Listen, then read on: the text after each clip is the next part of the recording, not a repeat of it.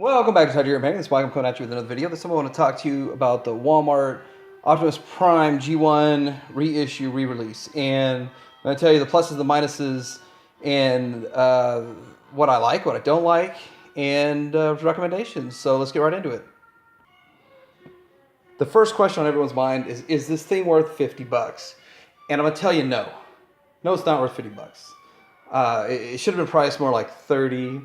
I don't think they would price it anything less than $29.99, and I'm pretty sure you'll see them on sales down the road. But stay to the end. I have some more predictions about what's going to happen with this in the future G1s and reissues and all that stuff. But I want to show you this thing right here. So this, although it's not true to G1 packaging, it's close enough, and it was 40 bucks, and you got everything in it. And I was hesitant to even buy it for $40. This is what you got for 40. Back in the day, and all it's really missing is the flap. And you look at the back of it, and you know it's not the exact same. They wanted you to be able to distinctly tell that this is not G1. And what they're doing now is the G1 stuff they're putting out looks so G1-ish. It's almost hard to tell if you really didn't know what you're doing. But anyhow, I think this was a better value for 40.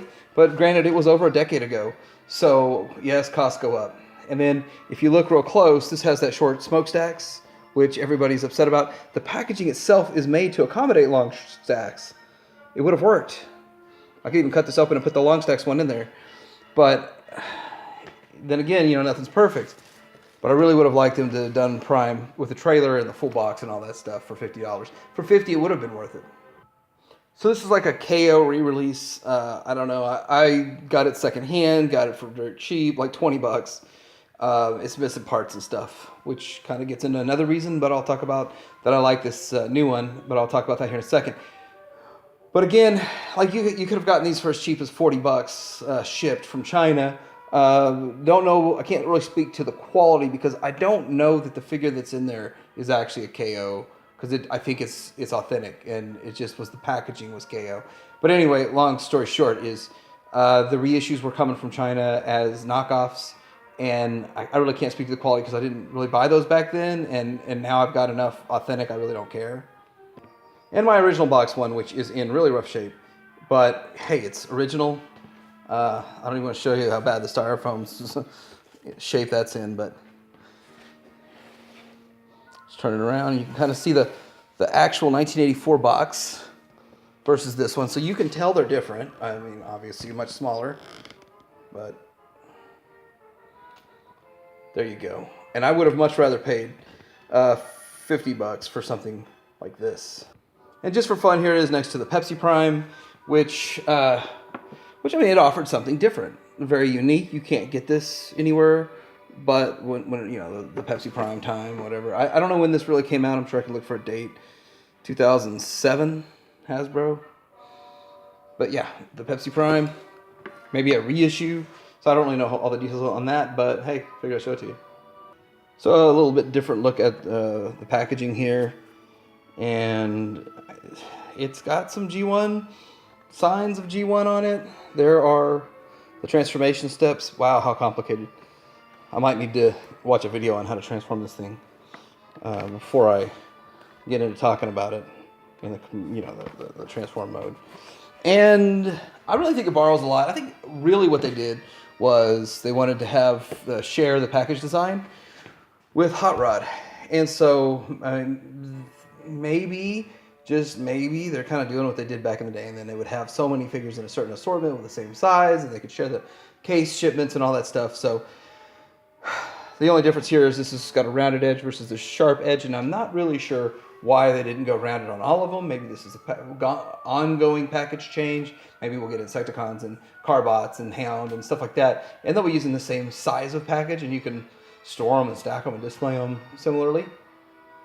All right, so here he is out of the box. And the first thing I want to say is it's really great quality.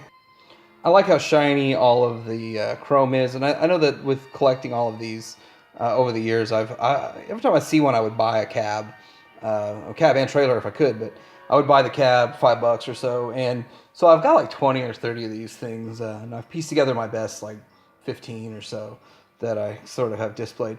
And the thing is that the hands, the fists, and the guns I just don't have very many of. So this is really a great way to get it. I mean, not for $50, of course, if you get them on clearance or something. But the fact that you come with 2 guns, which is great for me because, you know, being short on a lot of guns was really going to be helpful. Now let's look at these guns real quick. So this is the original and this is the new one. And it has a longer handle. This still fits, but barely. Now that one's the original and that one's the re-release. And they're they almost look exactly the same. They've added these extra flares at the end, I guess, to make it look different. As opposed to the other one is just like a big, huge cannon. Upon closer inspection on my original, this little tip here is broken off. So that is right on with original. If I can get that to focus. So here he is next to the original. And first thing I'll say is the color. This is a much brighter popping color. You can tell that it's not G1 by the color. And of course, mine's a bit worn. All of mine are a bit worn. None of mine are minty fresh. So let's just get a back view here. The color of blue on the legs, well, all of the blue, the head, the legs, and all that stuff, is a lot brighter also. And this is a darker looking color. And of course, the smokestacks and stuff are all super shiny. And this long smokestack version is the one you want, obviously. So there's some pluses to this.